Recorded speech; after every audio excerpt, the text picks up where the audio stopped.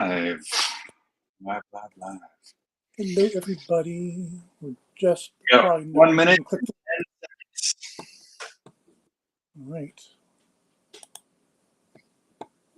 We got the SPY here, looking like it's just relatively flat, just waiting for a decision, right? Waiting for some action.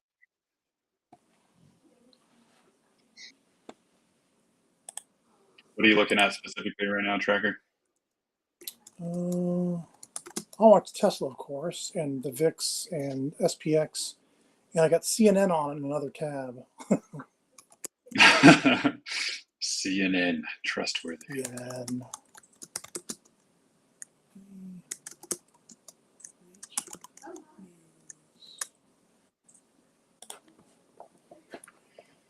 All right. Let's see. 20 seconds, huh?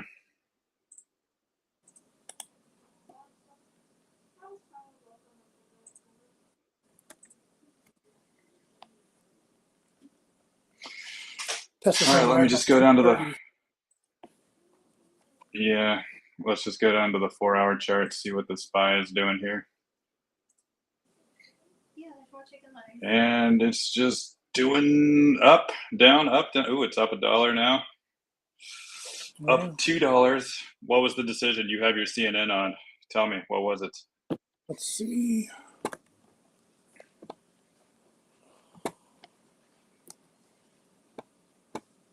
Let me refresh the screen.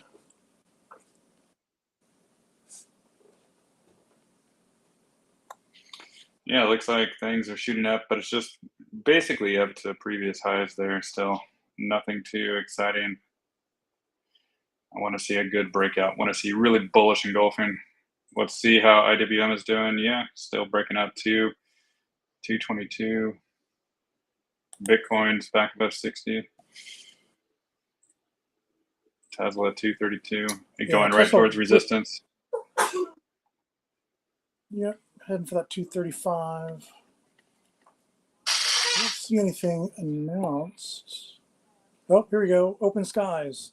Fed announced a rate cut of 50 basis points. So that's yeah. So not the 25. Yeah, it would be not the 25. Yeah, that's what I said this morning. You said 50. You said 50 as well too, right? No. I thought they might just do a quarter, and then everyone would be kind of disappointed. Okay. But well, good. Look at ARKK too. It's up to 126. You still have your shares, right? Actually, confession, I sold them to cash just to watch and see what might happen. No, it's just the beginning of a bull. I'll get it back. Yeah, Palantir still at resistance too.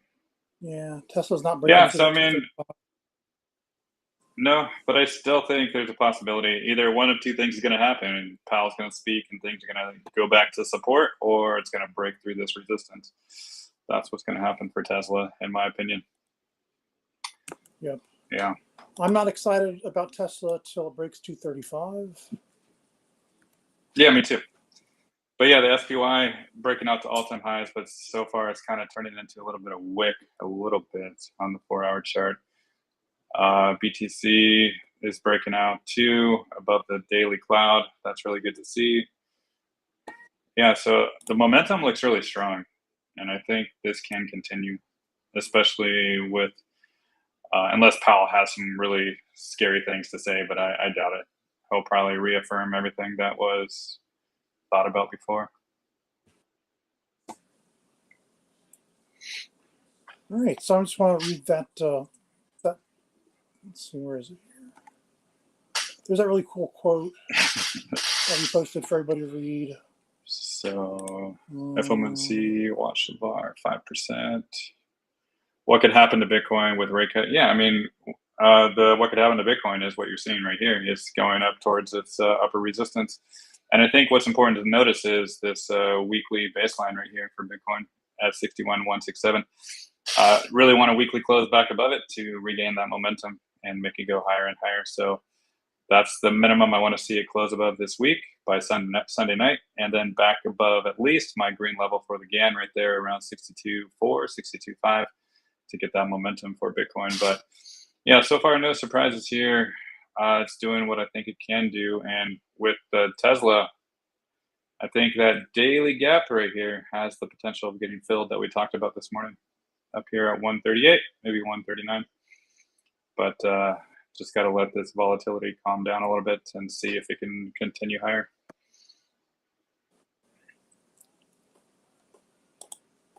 So there's a quote from Anthony Krudel.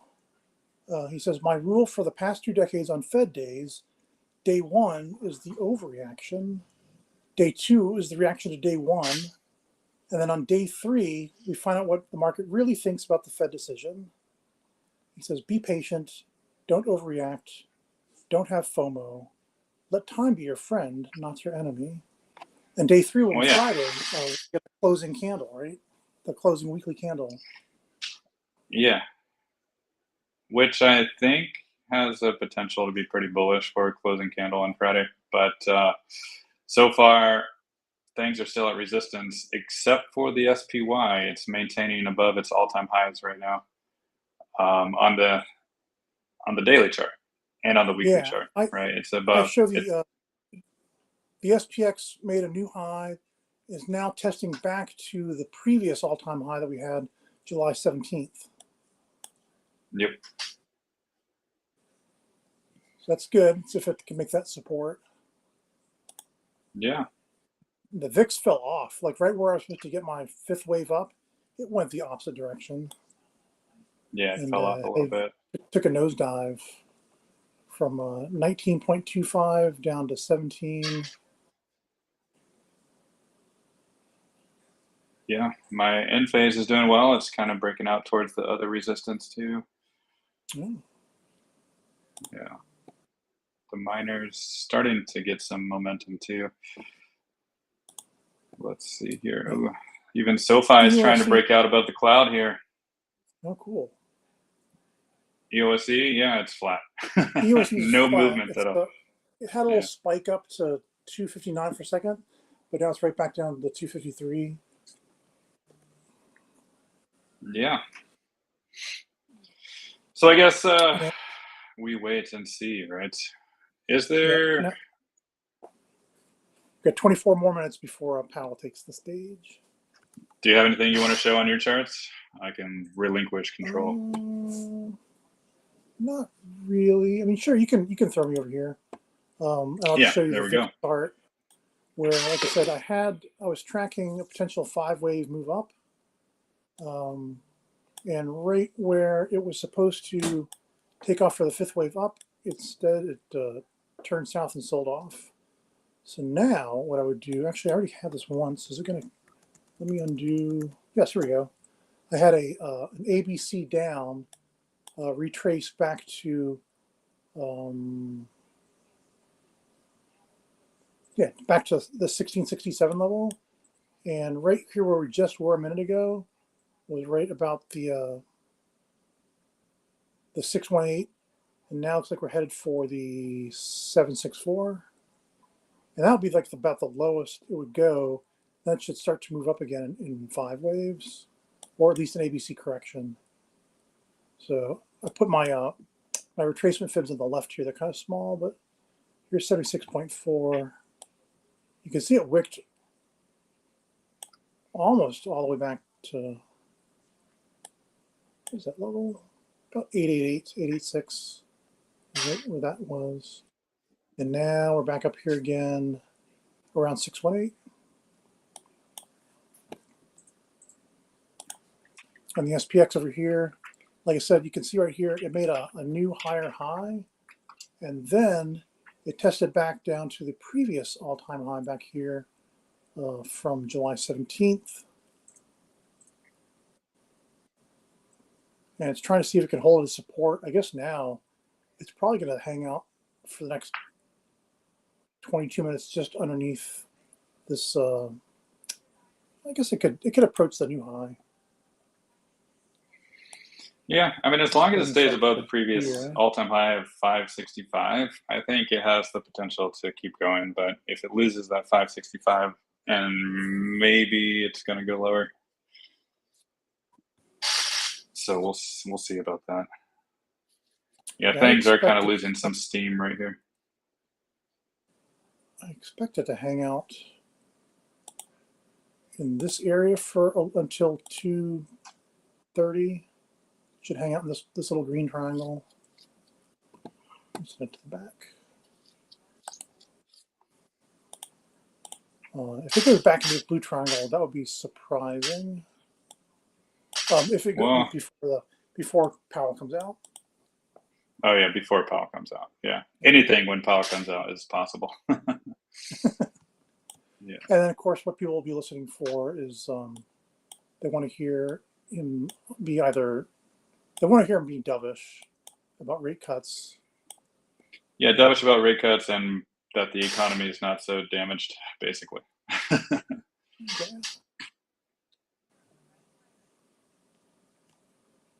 Let's see, if it was to retrace all the way back down to here.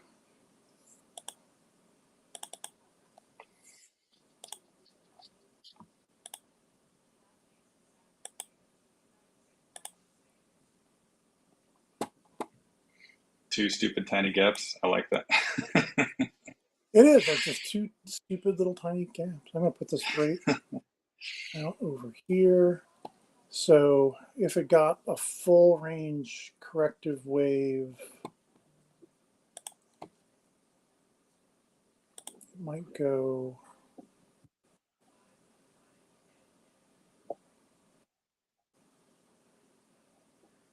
three, 2, 2, 3, 6.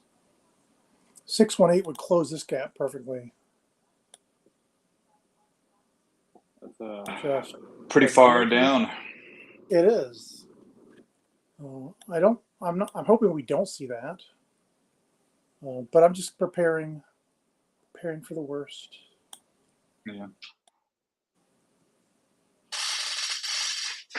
Yeah, that'd be a 6%, 6.3% drop from the high we just struck, the new all-time high. But even that would still be a higher low, so still quite bullish.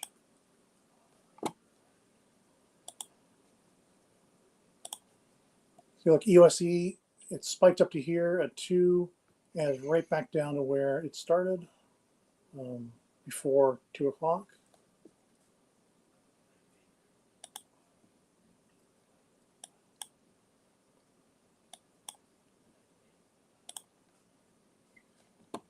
Tesla's fully into this large sell order block.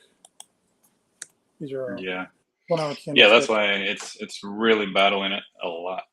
Yeah, people are buying it up, and it's getting sold right back.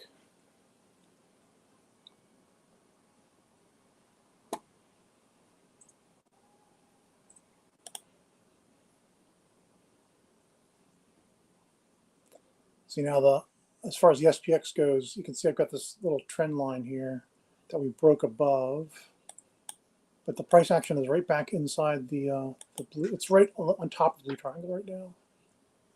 It's riding right on top of this invisible trend line, or well, it's just the top of this blue triangle.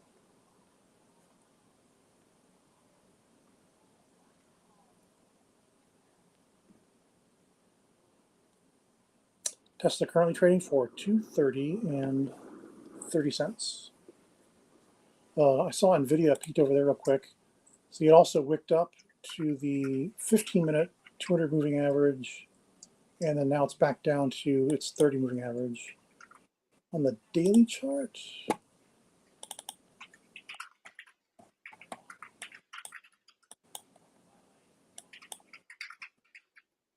the is the 215-minute is the 50 daily. So it wicked up to the 50 simple moving average on the daily, and then right now it's back to the top of the daily Ichimoku cloud. Actually, we're slightly inside of it again.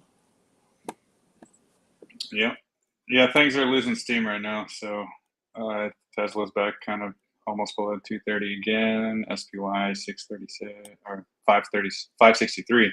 Sorry, Bitcoin's almost below 60,000 again, right? So it's kind of like a nothing event so far. Yeah. Nothing is happening. It's basically did wake up a little bit, got all that liquidity, and now it's back to basically where things were. So it's That really, didn't really take like long. an yeah, it's really like a nothing event. But we'll see when Powell starts speaking. But still, I don't really know if it's going to do much. I mean, I'd like to see things close above resistance today, like Tesla, like SPY, like a lot of them, but not sure, even Bitcoin, but I'm not sure if that's going to happen. So we'll see. EUSE is falling back into my buy zone. I've got a buy zone staked out from 250 down to 221. I'm not necessarily think it's going to go to 221, but if it did, definitely buy it there. Yeah. Well, you can see it's got a couple, let's see on the 1 hour chart. Yeah, there's a whole big buy block, a couple buy blocks overlapping here from 241 down to 231. And I'll definitely be buying in that area as well. Because my next target for EUSE, the next major fib target is 391. So that'll be a pretty nice profit. Wait, did I have a somewhere here? I've got my measurement stick. Let's see from where the price is right now. That's 58%. That's a 58% gain to 391. And if it dropped, if you're able to buy it at, let's see, you got just a little bit into the green zone from 238. That's almost a 65% gain.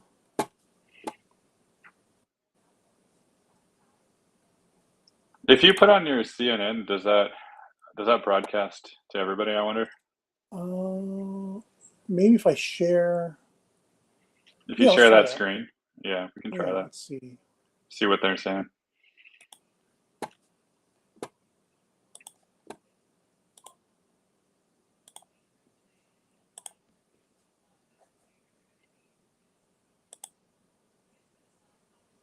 Oh, this is a recording. Hang on, that's not even the live broadcast.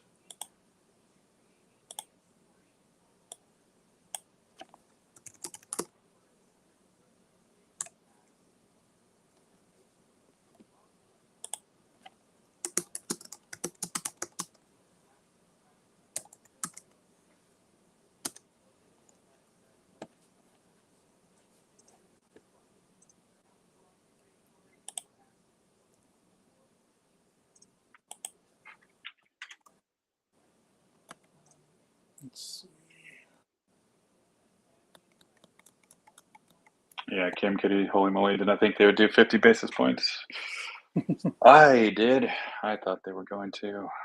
No, I'm very It excited just for makes, 50. I was, like I said, I was expecting shenanigans, and like the bad yeah. news would have been 25. I was hoping for Yeah. 50 as well.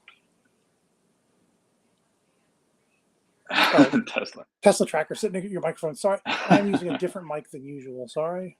Yeah, I wanted to use my phone for trading, so I'm using an iPad to do my voice. You got so many devices in front of you, it's crazy. I do. I've got like 3 right now. Share.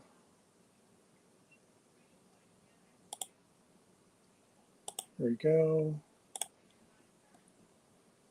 All right, I'm now sharing the CNN feed, and I'll turn on. Yeah, I see that.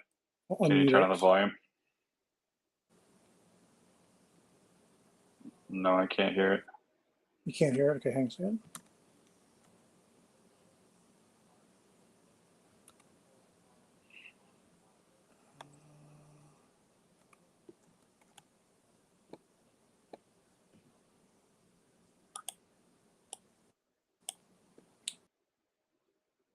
Got the volume on.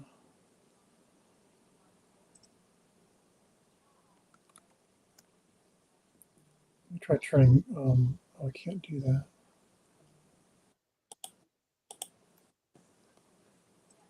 Maybe because my OBS is using the audio. Oh, if your OBS is synced to it. Yeah, that's possible.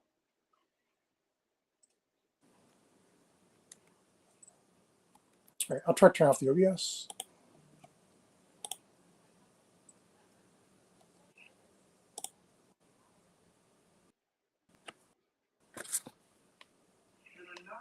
The JPY is falling, huh? Look at that. Yeah. Things are recovering a little bit again. SPY is back at all-time highs, or trying to break them.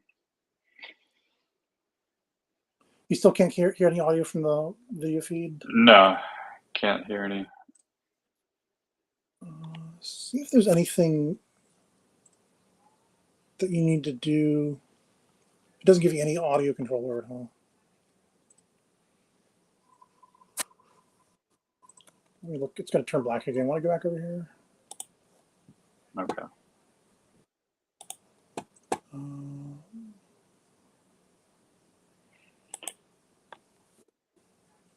Audio.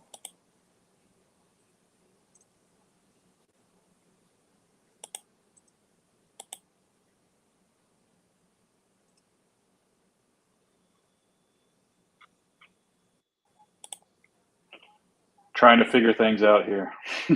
Yeah, trying to see. I can't seem to get it to come out. Let me see.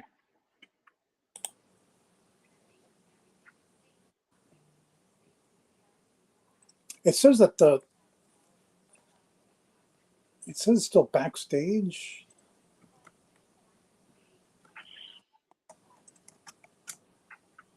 Let me try mine.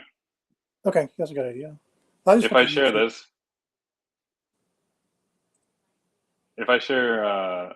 sorry. If I share this, can you guys see it or hear it? Hear people talking? I still see my video feed going on. Oh, okay. You have to just bring yours up to the front. Like switch to your feed. Okay. Like, can you see that or hear it or no? It's.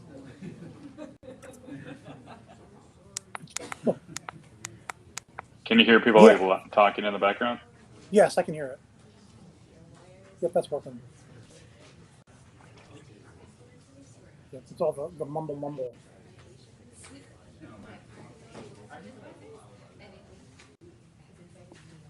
What about the audience? Can you guys hear the laughing in the background too? Or the talking in the background in this video that I'm showing? Yeah, you hear it? Okay. Yeah, we can watch it here in like 9 minutes, I guess. Yeah, that sounds perfect. And now I can read the comments. Tesla tracker sitting in your microphone. Okay. Holy moly, didn't think they'd do 50 basis points. Don't let news scare you. Stefan was too scared for nothing. Well, Mama Kel's here. Hey, Mama Kel. She can also hear. Raju Ionia says, hi guys, next FOMC meeting should be watched for a bar. What? All right, we gotta wait for Powell to come out, huh? Yep.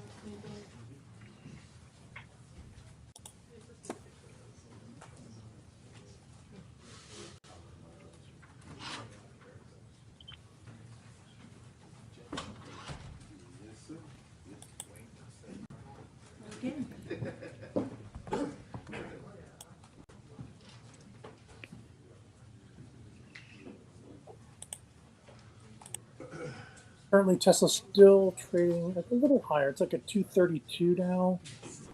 Still yeah, 232.50. Yeah.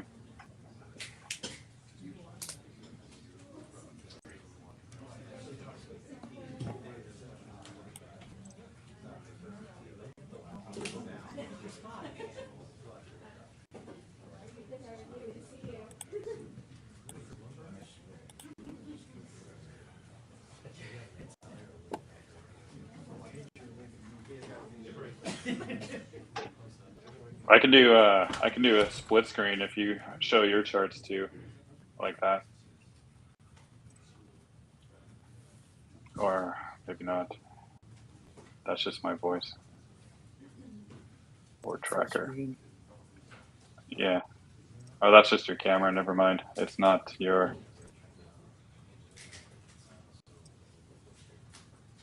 Yeah, try to put up your chart. Let me see if I can do both at the same time. We're all experimenting here, guys, so bear with us. I'm new to this stuff. It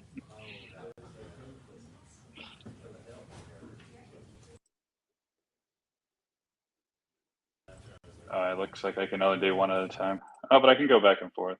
That's fine. Yeah. Oh, that's your EOS chart. Yeah. Let's keep an eye on maybe like Tesla or SPY or something like that. See what's going on in the overall market.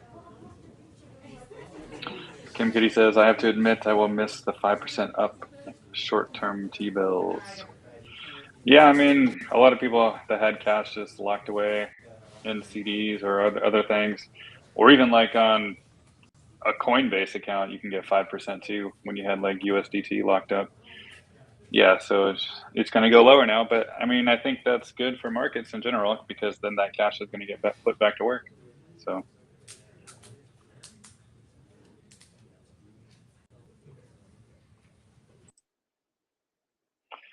how's the VIX looking over there? 1758. It looks like it's kind of like a bottom, huh? VIX directly.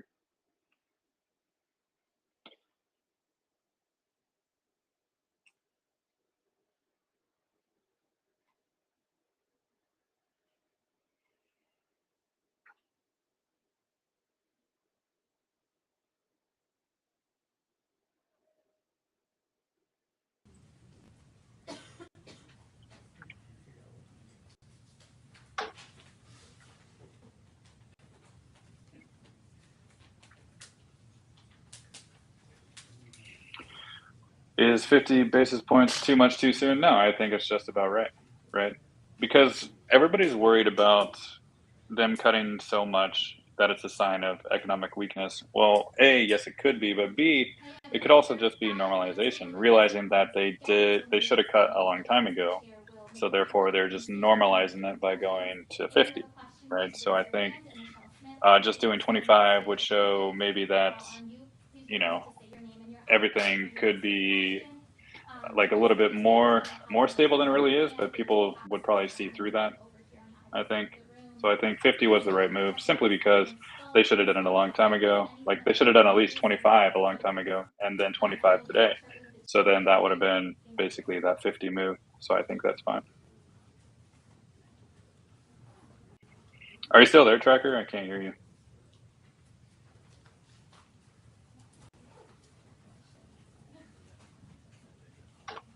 I think Tracker ran away. Oh wait, I think I muted you by accident. Sorry. Yeah, I'm still here.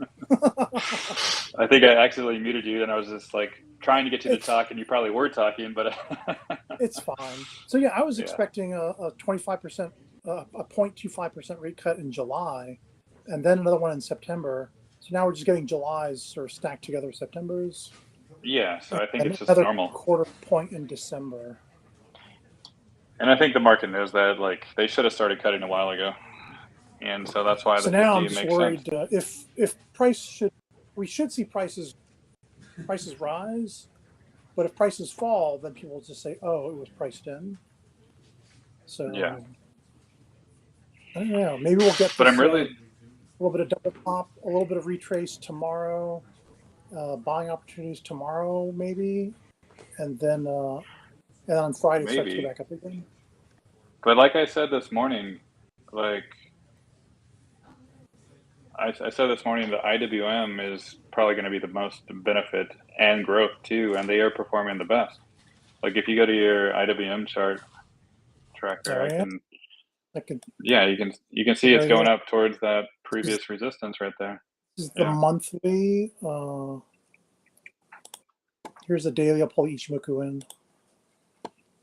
Yeah, we're like way. You can see the katana forming right here in the daily chart between the Yeah, that is awesome. I mean, this is going to be the biggest benefit of the rate cut, IWM and ARKK and all that growth, and Tesla too. Tesla is a part of it, and Enphase as well. I mean, EOS kind of should as well too, but I don't know why it's not moving. It's, So like everything else, they're waiting with bated breath. yeah, but yeah, the IWM is still performing well, almost up $4, and that just shows that it's going to help these small caps. It's going to help growth the most. And right now, the SPY is not really doing that much, right? But the IWM is up a whole almost 2%.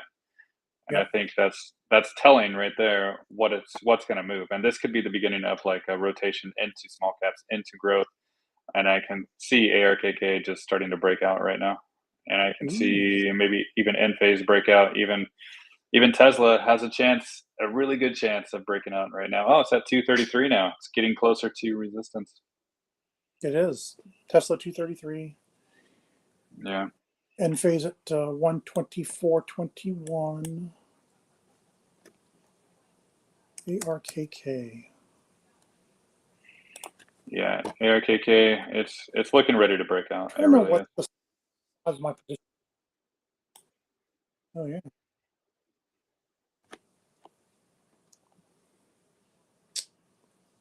Yeah, I sound all weird because I'm using this iPad because I wanted to have my phone in my hand to trade with if I Well, decide. you can do your phone, your iPad, and your computer all at the same time.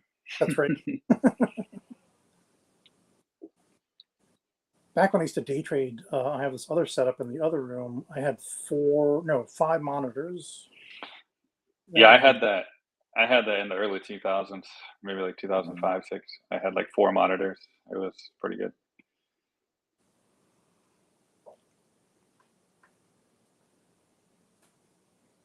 Or it wasn't early 2000. It was like 2007.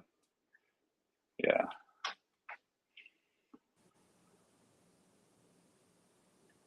Where is Mr. Powell? I know, He's right? late. Uh-oh. Making Late is they're going to start panicking, aren't they? No. If he's late, that's a bad sign for what he's about to say. Yeah. But I just see great things to come for IWM. Great. Oh, look at it. It's even accelerating now. IWM, it's up 4.48. Ooh, it is the IWM rate. Yeah. No. Oh, here we go. Let me switch over. You can hear, right? Okay. Squarely focused on achieving Yes. our I'll put dual myself on mandate mute. goals of maximum employment and stable prices for the benefit of the American people. Our economy is strong overall and has made significant progress toward our goals over the past 2 years. The labor market has cooled from its formerly overheated state. Inflation has eased substantially from a peak of 7% to an estimated 2.2% as of August. We're committed to maintaining our economy's strength by supporting maximum employment and returning inflation to our 2% goal. Today, the Federal Open Market Committee decided to reduce the degree of policy restraint by lowering our policy interest rate by a half percentage point. This decision reflects our growing confidence that with an appropriate recalibration of our policy stance, strength in the labor market can be maintained in a context of moderate growth and inflation moving sustainably down to 2%. We also decided to continue to reduce our securities holdings. I will have more to say about monetary policy after briefly reviewing economic developments. Recent indicators suggest that economic activity has continued to expand at a solid pace. GDP rose at an annual rate of 2.2% in the first half of the year, and available data point to a roughly similar pace of growth this quarter. Growth of consumer spending has remained resilient, and investment in equipment and intangibles has picked up from its anemic pace last year. In the housing sector, investment fell back in the second quarter after rising strongly in the first. Improving supply conditions have supported resilient demand and the strong performance of the U.S. economy over the past year. In our summary of economic projections, committee participants generally expect GDP growth to remain solid, with a median projection of 2% over the next few years. In the labor market, conditions have continued to cool. Payroll job gains averaged 116,000 per month over the past 3 months, a notable step down from the pace seen earlier in the year. The unemployment rate has moved up but remains low at 4.2%. Nominal wage growth has eased over the past year, and the jobs to workers gap has narrowed. Overall, a broad set of indicators suggests that conditions in the labor market are now less tight than just before the pandemic in 2019. The labor market is not a source of elevated inflationary pressures. The median projection for the unemployment rate in the SEP is 4.4% at the end of this year, 0.4 higher than projected in June. Inflation has eased notably over the past 2 years, but remains above our longer run goal. What is the product? 12 months ending in August, and that excluding the volatile food and energy categories, core PCE prices rose 2.7%. Longer-term inflation expectations appear to remain well anchored, as reflected in a broad range of surveys of households, businesses, and forecasters, as well as measures from financial markets. The median projection in the SEP for total PCE inflation is 2.3% this year and 2.1% next year, somewhat lower than projected in June. Thereafter, the median projection is 2%. Our monetary policy actions are guided by our dual mandate to promote maximum employment and stable prices for the American people. For much of the past 3 years, inflation ran well above our 2% goal, and labor market conditions were extremely tight. Our primary focus had been on bringing down inflation, and appropriately so. We are acutely aware that high inflation imposes significant hardship as it erodes purchasing power, especially for those least able to meet the higher costs of essentials like food, housing, and transportation. Our restrictive monetary policy has helped restore the balance between aggregate supply and demand, easing inflationary pressures and ensuring that inflation expectations remain well anchored. Our patient approach over the past year has paid dividends. Inflation is now much closer to our objective, and we have gained greater confidence that inflation is moving sustainably toward 2%. As inflation has declined and the labor market has cooled, the upside risks to inflation have diminished and the downside risks to employment have increased. We now see the risks to achieving our employment and inflation goals as roughly in balance, and we are attentive to the risks to both sides of our dual mandate. In light of the progress on inflation and the balance of risks, at today's meeting, the committee decided to lower the target range for the federal funds rate by a half percentage point to 4.75% to 5%. This recalibration of our policy stance will help maintain the strength of the economy and the labor market, and will continue to enable further progress on inflation as we begin the process of moving toward a more neutral stance.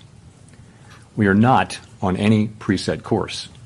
We will continue to make our decisions meeting by meeting. We know that reducing policy restraint too quickly could hinder progress on inflation. At the same time, reducing restraint too slowly could unduly weaken economic activity and employment. In considering additional adjustments to the target range for the federal funds rate, the committee will carefully assess incoming data, the evolving outlook, and the balance of risks. In our SEP, FOMC participants wrote down their individual assessments of an appropriate path for the federal funds rate based on what each participant judges to be the most likely scenario going forward. If the economy evolves as expected, the median participant projects that the appropriate level of the federal funds rate will be 4.4% at the end of this year and 3.4% at the end of 2025. These median projections are lower than in June, consistent with the projections for lower inflation and higher unemployment, as well as the changed balance of risks. These projections, however, are not a committee plan or decision. As the economy evolves, monetary policy will adjust in order to best promote our maximum employment and price stability goals. If the economy remains solid and inflation persists, we can dial back policy restraint more slowly. If the labor market were to weaken unexpectedly or inflation were to fall more quickly than anticipated, we are prepared to respond. Policy is well positioned to deal with the risks and uncertainties that we face in pursuing both sides of our dual mandate. The Fed has been assigned two goals for monetary policy: maximum employment and stable prices. We remain committed to supporting maximum employment, bringing inflation back down to our 2% goal, and keeping longer-term inflation expectations well anchored. Our success in delivering on these goals matters to all Americans. We understand that our actions affect communities, families, and businesses across the country. Everything we do is in service to our public mission. We at the Fed will do everything we can to achieve our maximum employment and price stability goals. Thank you. I look forward to your questions. Steve Leisman, CNBC. Thank you, Mr. Chairman, for taking our questions. In July, you said you weren't necessarily thinking about a 50. You didn't want to be specific, but you said you weren't thinking about a 50. The inflation data last week came out a little firmer than expected. Retail was strong, third-quarter GDP running 3%. So what changed that made the committee go 50, and how do you respond to the concerns that perhaps it shows that is more concerned about the labor market? And I guess, should we expect more 50s in the months ahead? And based on what should we make that call? Thank you. Yeah, it's trying to break it. So, okay, a lot of questions in there. Let me jump in. Since the last meeting, we have had a lot of data come in. We've had the two employment reports, July and August. We've also had two inflation reports, including one that came in during blackout. We had the QCEW report, which suggests that suggests that the payroll report numbers that we're getting may be artificially high and will be revised down. You know that. We've also seen anecdotal data like the Beige Book. So we took all of those and we went into blackout and we thought about what to do, and we concluded that this was the right thing for the economy, for the people that we serve, and that's how we made our decision. So that's one question. What was the second and third? How do we make sorry, thank you, sir. How do we figure out in the months ahead, is there another 25 or 50 coming in? Based on what shall we make that call? Thank you. Sure. So a couple things. A good place to start is the SEP, but let me start with what I said, which was that we're going to be making decisions meeting by meeting based on the incoming data, the evolving outlook, the balance of risks. If you look at the SEP, you'll see that it's a process of recalibrating our policy stance away from where we had it a year ago when inflation was high and unemployment low, to a place that's more appropriate given where we are now and where. I mean, it's crazy to think about it. Like, it used to cost millions to advertise on TV, and now because of streaming, what happened here? it was $50.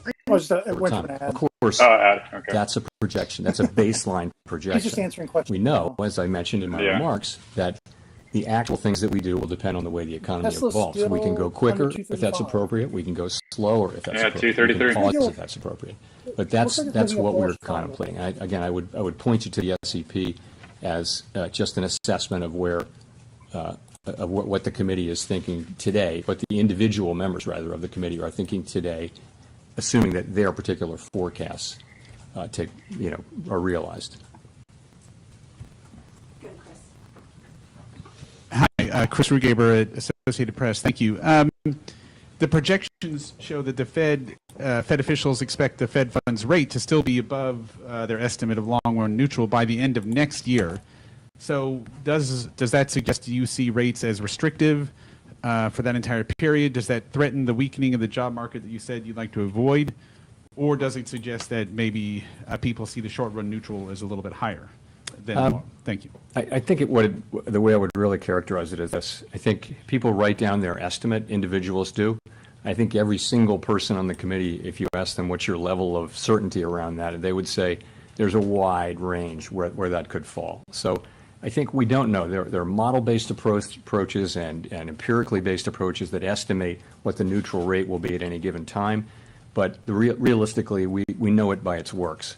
So that leaves us in a place where we expect, in the base case, to be continuing to remove restriction, and we'll be looking at the way the economy reacts to that, and that'll be guiding us in our thinking about the question that we're asking at every meeting, which is our policy stance the appropriate one? We know, if you go back, we know that the policy stance we adopted in July of 2023 came at a time when unemployment was 3.5% and inflation was 4.2%. Today, unemployment is up to 4.2%, inflation's down to a few tenths of 2%. So we know that it is time to recalibrate our policy to something that is more appropriate given the progress on inflation and on employment moving to a more sustainable level. So the balance of risks are now even. And this is the beginning of that process. I mentioned the direction of which is toward a sense of neutral. And we'll move as fast or as slow as we think is appropriate in real time. But what you have is our individual accumulation of individual estimates of what that will be in the base case.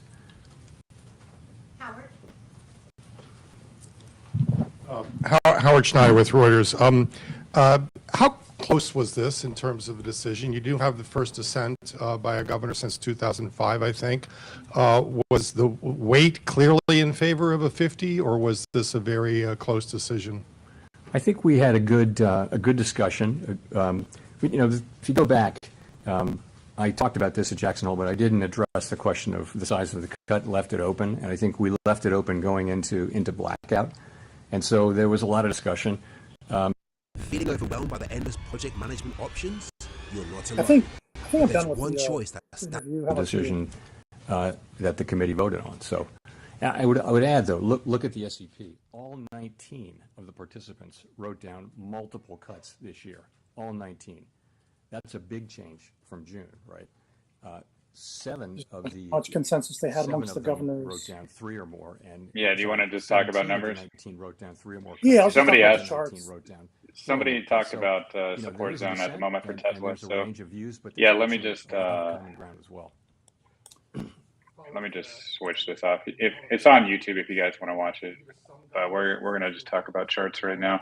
Yeah, And previously 230, it's sort of been resistance, like the new resistance. 235 is the ultimate resistance. And now we're back between 235 and 230. In fact, we're right in the middle of that 232. Yep, 232 is for Tesla's right now. Yeah, if you look at my chart, I kind of have this potential bullish triangle, but it's kind of dropping out of it. It's extending it.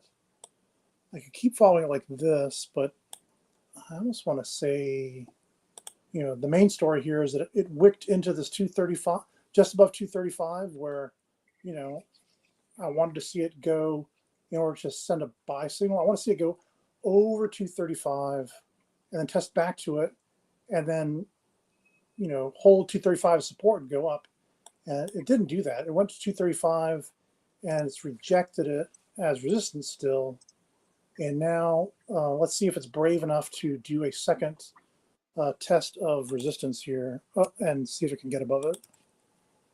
And what they might do, it's 246. So like an hour and 14 minutes left in the trading day. It might just stay under this trend line like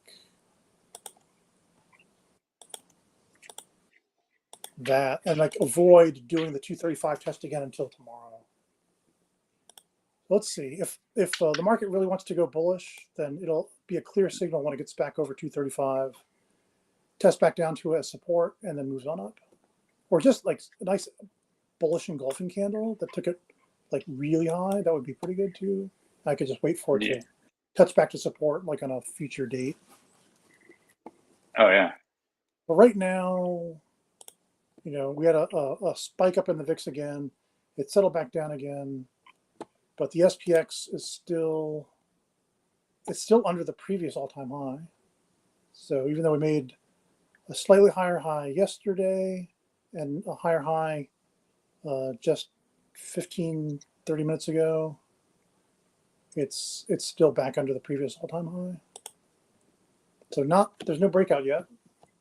It's still at resistance, as my friend, the great Matsby, would say. Not excited yet. It's still at resistance. yeah, exactly. It's not doing anything really except for just ranging. Even the IWM is back down to 222 again. It was trying to break out, but it's going back down. But still, the IWM at 221, that is that support level. So it could be just trying to back test on a shorter time frame that support. So yeah. But yeah, I mean, the range for Tesla has not changed from yesterday or the day before that, or they're basically like last week as well. right? The range for Tesla is just still that range. Yep. Here's my plan to buy Tesla. And though we did get a slightly higher high at 235.67, it's back below 235 again. And I'm looking for a real breakout. As I said, I'll say it again. It's got to get over 235, then come back down to retest it, and then hold it as support, and then go back up again. And that's a breakout. Right now, Yeah. it's just a go over the line, and now it's just kind of pussyfooting around. So there's a good chance I'm not going to buy anything today. I might just sit on my cash Yeah. and wait to see what happens tomorrow. I'm more interested to see how the whole week closes, though, because I know there's been really good developments day after day. But if those don't follow through today, tomorrow, or Friday, then the weekly close is just going to be very anticlimactic. So, yeah, I think the big thing I'm really focused on is if weekly candles this week closes above resistance on everything. And I'm talking about the SPY going to all-time highs. I'm talking about Tesla getting above 235. Talking about even the QQQ like getting above previous levels too, maybe even like into the 480s, like 485, maybe getting above there. So yeah, I just want to see a big continuation for everything to really confirm that things are ready to go higher. But until then, it's just kind of stuck in a range. Yeah, an exciting open tomorrow would be if it opened with a gap up over the the current today's resistances, and then close the gap back down, and then get back over and show that the new resistances are support. That would be exciting. Yeah. Or even if you just opened lower and moved up through the resistance levels. Yeah, Kim Kitty said triple witching Friday could be the why things are not going up as much. Yeah, because the market, all the people that sold all those contracts, that wrote the contracts, they want to make sure that they maximize their money, and that the most contracts expire worthless that they sold, so they can keep that money. Yep. I wonder what the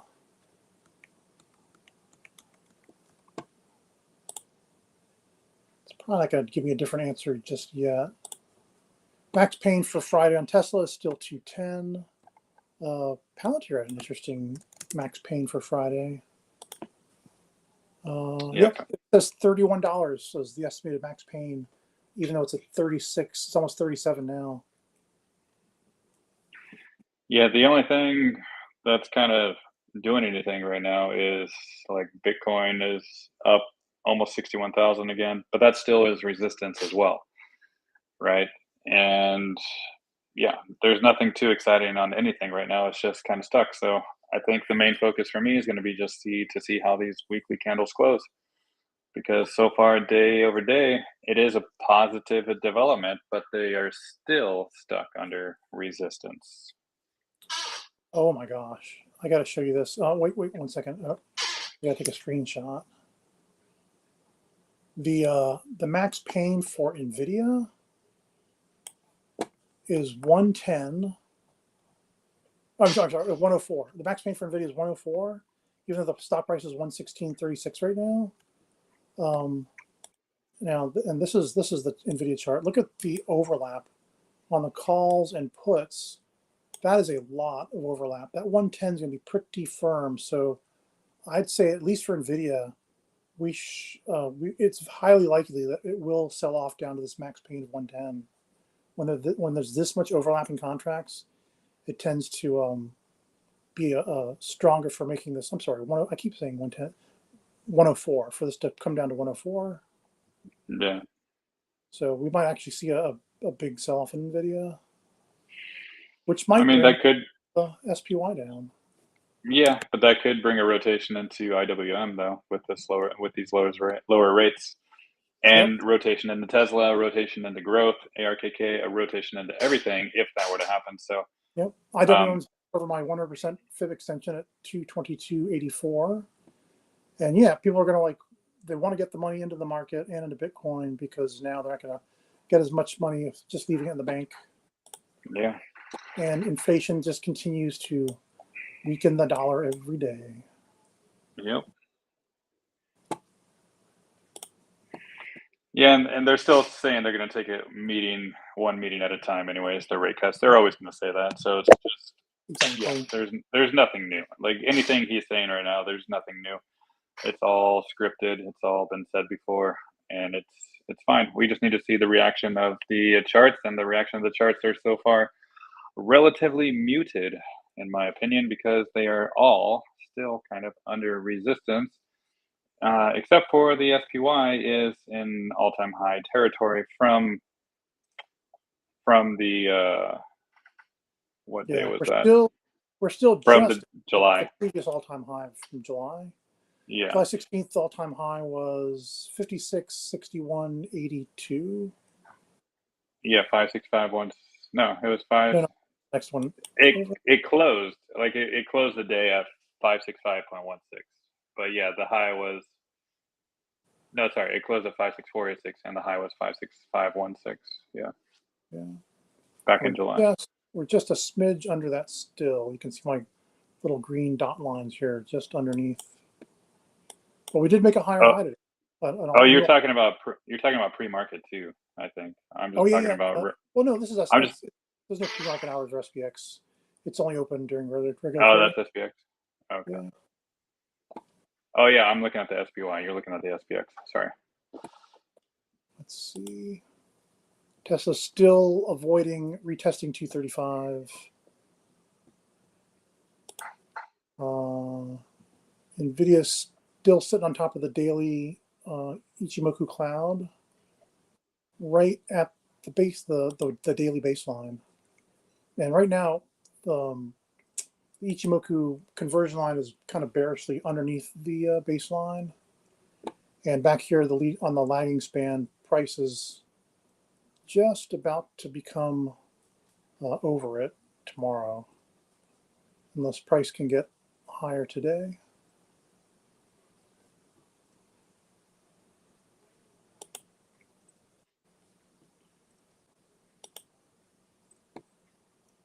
Tesla currently 233.35. Yeah, it looks stuck. I mean, what's that? Oh no, it's just something. It got really exciting right here, and then it became less exciting.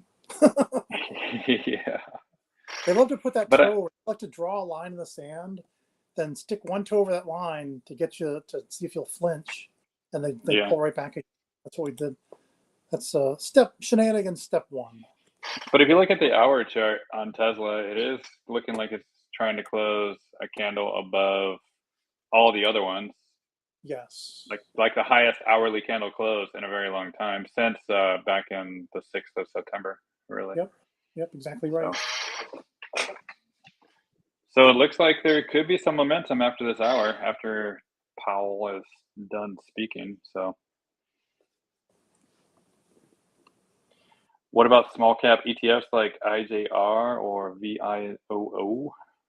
I've never charted those before. Have you? Let's see. BIOO? V as in Victor. Yeah. No, V as in Victor. Vanguard small cap ETF. Okay. Let's look at this the weekly chart. No, I've never looked at this before. You can see there's a big sell order block there. This is interesting. This is kind of a nice moving steadily up kind of chart. Here's COVID. Let's see. I'll do a quick chart from the all-time low.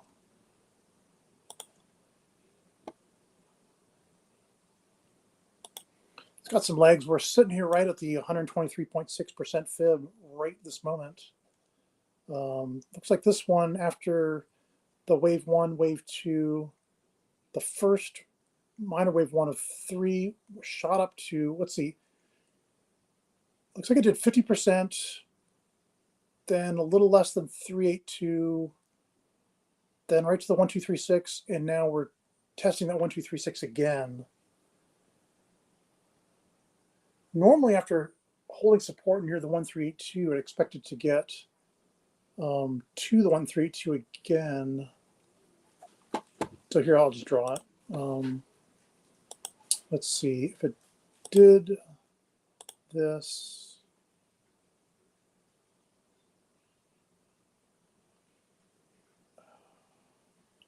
almost want to go to the 150 and then back to the 1382 and then the 2382. So I can't, this is a long-term chart. I can't tell you, at some point this is going to go higher. And it'll all test back to 117 after getting to 123.45. So yeah, I mean, you could, I don't know if we're going to get some shenanigans. It's going to try to pull back one more time. I'll get a lot closer on the 4-hour chart here. Again, this is a stock I've never seen this before. I don't really look at these ETFs. Yeah, there's another one that's the IJR as well. I haven't charted that. Okay.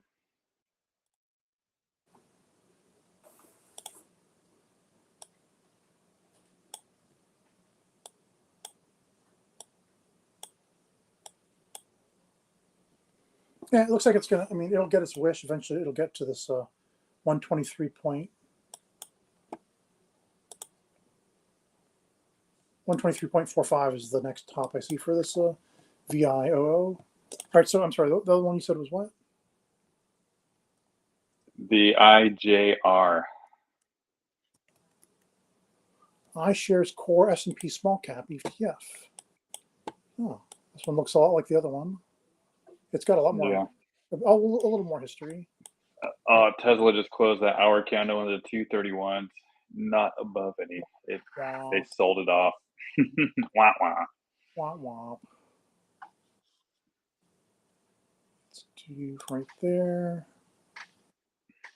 there, and here.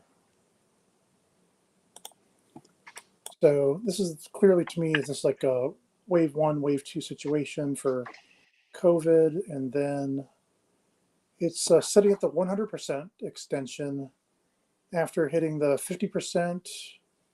No, it just went straight on up to 100%. So 100%, almost 50%. So 150 is the next target for this one.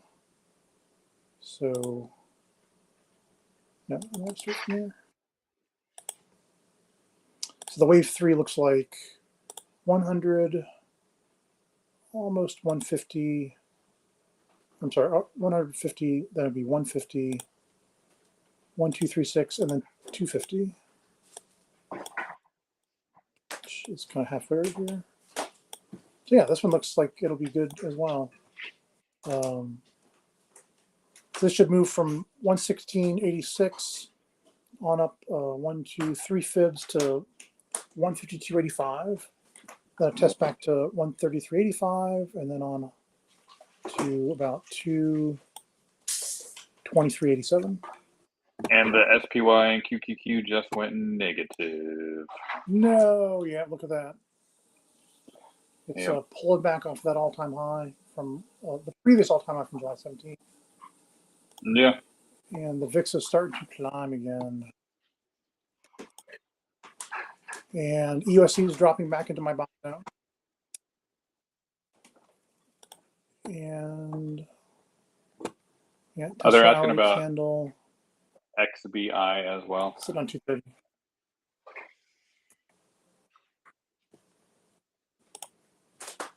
XBI. Do you have a chart? Okay. Do you have a chart for that? Let me see. XBI. No, I don't think I've ever looked at this one either before. I don't, like I said, I don't look at these ETFs a lot, but this one looks good. From this all-time low of 1323. Close enough. Wave 1, wave 2, and the wave 3 starts here. And I got, ooh, I like the 764, 236. Basically the 1618 with a little bit of a wick above. Oh, but I don't like it go back all. Wow, I've never seen one collapse all the way back to the 236 again. Well, it's an ETF, so. Yeah, that is weird. You know, well, I can't really do it like this. This is like a failed wave. It's an ABC correction up, and it's got to do a new wave start. Yeah. Let's do a new wave start. If we want to be bullish, now I just want to point out, like just then as I was drawing that, it started to kind of look like a crazy giant bearish head and shoulders. If it drops back below 62.70, I don't know what's happening with that sector or that ETF, but hopefully that doesn't happen.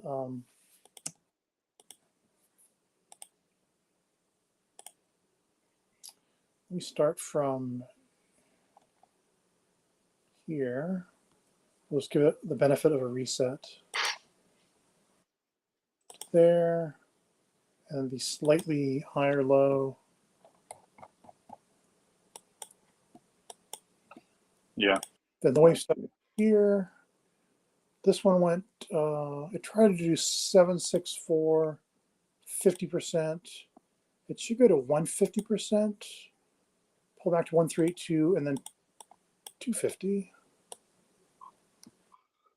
Right there. You can see like there's a big sell-off order block kind of standing up there from 138 to 148. But yeah, this one, if as long as it doesn't make a new lower low under $90, if it did, I would sell this. I would just get out of this thing, because if it goes back under $90, there is a terrible chance that forms some kind of head and shoulders that takes it down farther.